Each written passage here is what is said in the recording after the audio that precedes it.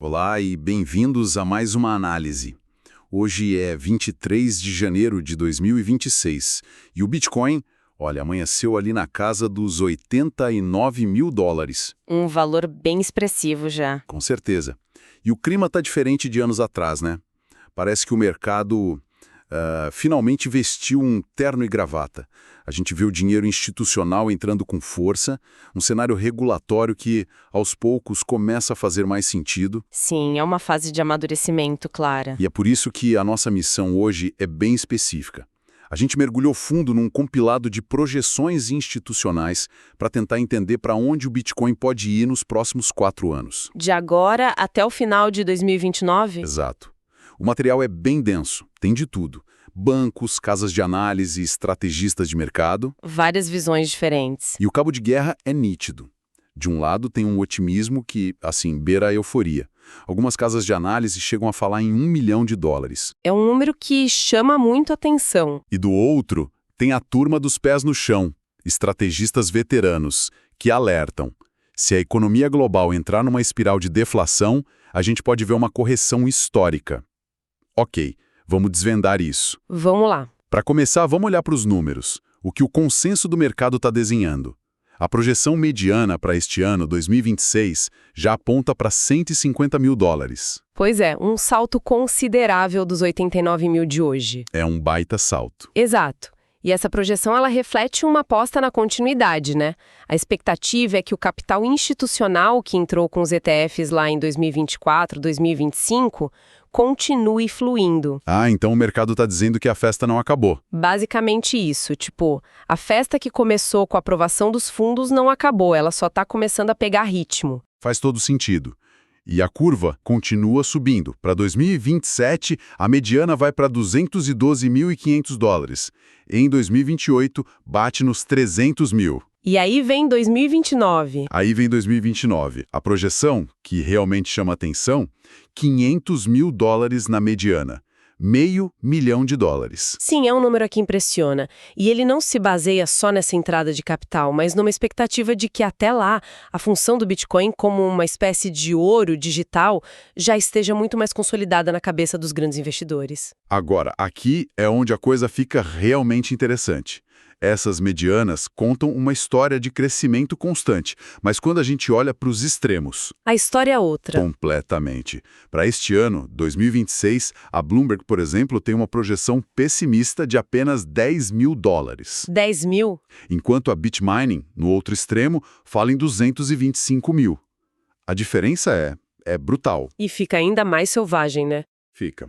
Pulando para 2028, o ano do próximo halving, a Pantera Capital projeta algo entre 148 mil e impressionantes 740 mil dólares. Isso não é uma previsão, é um abismo. Exato. Como é que se trabalha com uma incerteza desse tamanho? Essa é a pergunta de $1 milhão, literalmente. E é por isso que os analistas usam ferramentas como a média à parada. Média à parada? Pense nisso como um juiz numa competição de ginástica olímpica. Eles descartam a nota mais alta e a mais baixa para chegar no resultado mais justo, mais próximo do centro. Entendi. A média à parada faz a mesma coisa com as projeções. Ignora os super otimistas e os pessimistas extremos para encontrar o que seria o centro de gravidade das expectativas. Para 2026, por exemplo, essa média fica em torno de 139 mil dólares. Ah, ok. É uma forma de limpar o ruído, então. Exatamente, uma tentativa de achar um sinal no meio de tanto barulho. E esse barulho todo se reflete na volatilidade, certo? Perfeitamente. A análise mostra a volatilidade implícita, que é basicamente o que o mercado de derivativos está esperando em termos de turbulência. E o que ela diz? Para 2026, ela está em 41%, mas para 2029, ela salta para quase 79%. Uau! Isso quer dizer que os profissionais, as pessoas que usam opções para se proteger, estão se preparando para movimentos de preço cada vez mais violentos no futuro. A mensagem é clara. Quem espera calmaria nesse mercado talvez precise esperar sentado. Ok, esses números são o quê? Mas a pergunta que fica é o porquê. O que de fato pode levar ao preço a sair desses 150 mil e chegar perto dos 500 mil em 4 anos? Quais são os motores por trás disso? Para isso, a análise traz uma matriz de sensibilidade que ajuda muito a responder. Ela mostra como os gatilhos de preço, os drivers, mudam de ano para ano. Interessante. E para 2026, este ano, parece que o Bitcoin ainda não anda com as próprias pernas. Os dois maiores fatores são regulamentação e macroeconomia. Exato. A análise cita leis como o Genius Act e o Clarity Act. O que são elas, assim, resumidamente? São projetos de lei nos Estados Unidos que buscam, em tese, clarear as regras do jogo. Coisas como quem pode guardar os ativos dos clientes, como os tokens devem ser classificados. Ah, então é o mercado esperando o xerife publicar o manual de regras. Exatamente. E claro, a macroeconomia continua sendo o fantasma na sala. O que o Banco Central vai fazer com juros, como a inflação vai se comportar. O Bitcoin ainda está muito ligado a esses fatores externos. Certo. Mas aí, em 2027, o foco muda. A análise aponta para a tokenização de ativos do mundo real, os tais RWAs, e a possível entrada de fundos soberanos. São a ideia de transformar ativos físicos, como imóveis ou obras de arte, em tokens digitais numa blockchain. É um mercado com potencial trilionário. E os fundos soberanos? Bom, se um país relevante decidir colocar uma pequena parte de suas reservas em Bitcoin, o impacto no preço seria gigantesco, não só pelo dinheiro, mas pela validação que isso traria. E então chegamos em 2028, o ano do halving. O principal driver passa a ser a oferta. E em 2029, a narrativa se consolida. Bitcoin como ouro digital e a maturidade da tecnologia. O que é fascinante aqui é essa jornada. É a história do amadurecimento de um ativo. Ele começa reagindo a fatores externos. Como um adolescente sensível ao que os outros pensam, por suas próprias regras. O halving é o exemplo perfeito disso. Explica rapidamente o que é o halving para quem talvez não lembre. Claro. O halving é um evento programado no código do Bitcoin. Acontece a cada 4 anos e corta pela metade a recompensa que os mineradores recebem por validar transações. Ou seja, a emissão de novos bitcoins cai pela metade. Isso é um choque de oferta programado, previsível e muito poderoso. Em 2028, ele se torna o centro das atenções, porque o mercado já vai ter maturidade suficiente para entender que a dinâmica interna do ativo se sobrepõe ao ruído externo. Essa transição de drivers nos leva naturalmente aos cenários possíveis, né? A análise não dá só um número, ela desenha 3 caminhos principais. Isso é muito útil. O primeiro é o cenário base, que eles chamam de adoção institucional sustentada. É o caminho do meio, o mais provável, e levaria o preço para $400 mil em 2029. Esse cenário é basicamente a continuação do que estamos vendo hoje, sem grandes surpresas, sem grandes desastres, apenas as instituições continuando a alocar capital de forma gradual. E a regulação se tornando mais clara sem ser punitiva. Exato. Depois vem o cenário baixista, o choque de liquidez. O nome já assusta. Pois é. Nesse mundo, uma recessão global severa faz o capital fugir de tudo que tem risco. E aí, o preço do Bitcoin em 2029 ficaria em $250 mil. Ainda é bem mais alto que hoje, mas bem abaixo do cenário base. Sim, e o que é útil na análise é que ela nos dá indicadores de confirmação, né? Não é só uma previsão. É um mapa com sinais de alerta. Para esse cenário baixista, por exemplo, um sinal vermelho acenderia se a gente visse dinheiro saindo dos ETFs de Bitcoin por 4 semanas seguidas. 4 semanas. É um bom sinal. Ou se a correlação do Bitcoin com o mercado de ações, tipo o S&P 500, subisse acima de 0,7. Isso indicaria que os investidores estão tratando o Bitcoin apenas como mais uma ação de tecnologia arriscada. E não como um ativo de proteção. Exatamente. E do outro lado da moeda, temos o cenário altista, o superciclo de adoção. Aqui a coisa acelera de verdade. Aqui o otimismo se concretiza, fundos soberanos, grandes empresas entrando no jogo, empurrando o preço em 2029 para $710 mil no mínimo. E os sinais de confirmação aqui seriam igualmente claros. Um fluxo de entrada semanal nos ETFs acima de $1,5 bilhão, por exemplo. E o grande gatilho. A notícia que o mercado mais espera. Um país do G20, uma das maiores economias do mundo, anunciando que adicionou o Bitcoin às suas reservas estratégicas. Esse seria o gatilho para o superciclo. Falando em cenários negativos, vamos aprofundar um pouco mais nos riscos, porque não é só uma questão de recessão. Tem mais coisas que podem dar errado. A análise quebra isso em duas categorias. Primeiro, os riscos convencionais. E o principal é justamente essa recessão global prolongada. A análise cita a tese da grande reversão de Mike McGlone, da Bloomberg. A tese do McGlone é bem direta. Ele argumenta que vivemos anos de dinheiro fácil e barato, e que o Bitcoin foi um dos maiores beneficiários disso. Certo. Numa grande reversão para um cenário de deflação e juros altos, ativos de alto risco seriam os primeiros a sofrer. E nesse cenário, ele acredita que o Bitcoin poderia voltar a testar o patamar de $10.000. 10 mil. É uma visão bem sombria. Bem sombria. E fica mais sombria. Ok, recessão é um risco que a gente consegue imaginar.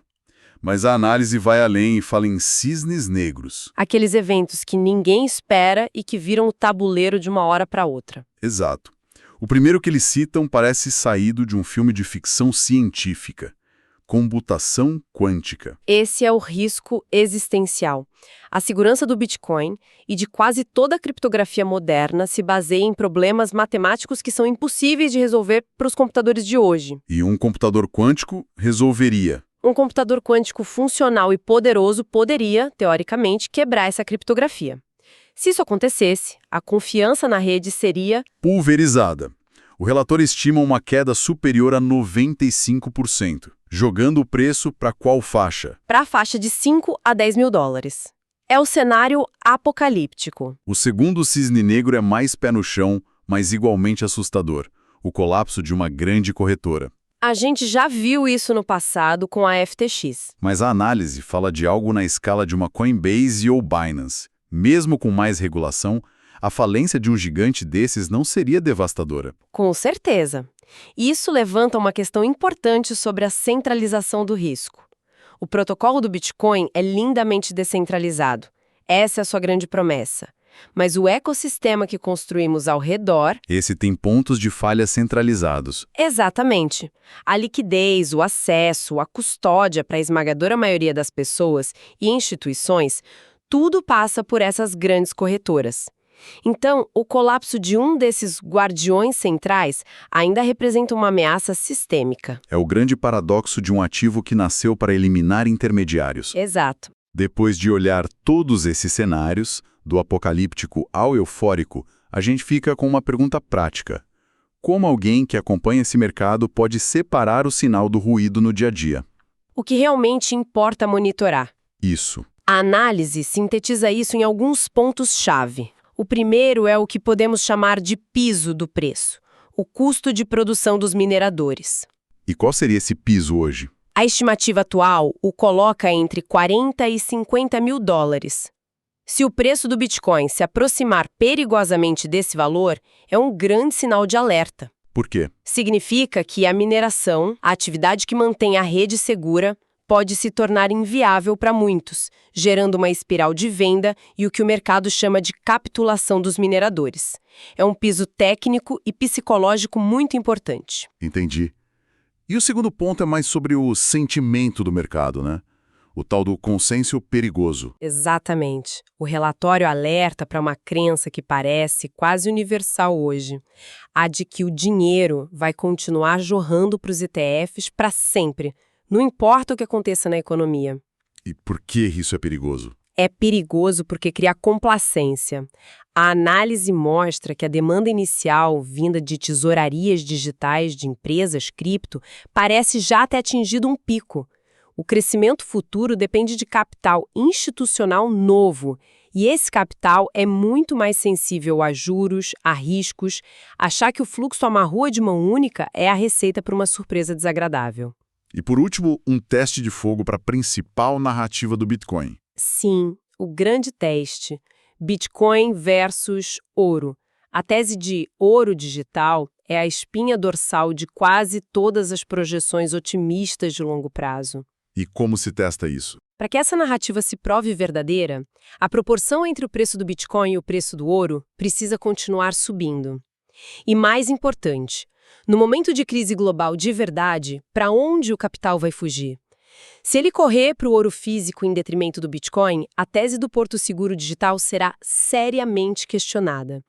É talvez a métrica mais importante para monitorar a confiança do mercado no papel fundamental do Bitcoin. Perfeito. Então, fazendo um resumo da nossa jornada. A gente viu as projeções de preço, que apontam para uma alta, mas com uma incerteza gigantesca. Analisamos os motores do mercado, que estão evoluindo de fatores externos para internos. Mapeamos os cenários, do super otimista ao pessimista, e mergulhamos nos riscos, dos mais comuns até os cisnes negros. A grande foto que emerge de tudo isso é de um ativo em transição. Deixando de ser puramente especulativo para se tornar uma peça, ainda que pequena e volátil, da infraestrutura financeira global. Exatamente isso. E para deixar uma reflexão final, algo que a análise toca apenas de leve, mas que pode ser crucial. O foco de todo o mercado institucional está nos fatores que eles entendem: fluxos de capital, regulação, macroeconomia. O mundo deles. Sim. Mas e se o verdadeiro catalisador inesperado vier da tecnologia em si? Como assim? Se soluções de segunda camada, como a Lightning Network, finalmente amadurecerem e se tornarem fáceis de usar em larga escala, transformando o Bitcoin não apenas numa reserva de valor, mas numa rede de pagamentos global, instantânea e de baixo custo. A utilidade dele explodiria. Exatamente, isso mudaria o cálculo fundamental do seu valor de uma forma que tornaria todas essas projeções de preço, mesmo as de $1 milhão, bastante conservadoras. É o coringa tecnológico que poucos no mercado financeiro tradicional estão colocando na conta. Uma ótima reflexão. E antes de terminarmos, um aviso importante. É fundamental lembrar que esta análise é baseada em projeções e fontes de mercado datadas de janeiro de 2026. Os mercados de ativos digitais são extremamente voláteis e imprevisíveis. As informações que discutimos aqui têm fins puramente educacionais e, de forma alguma, constituem uma recomendação de investimento.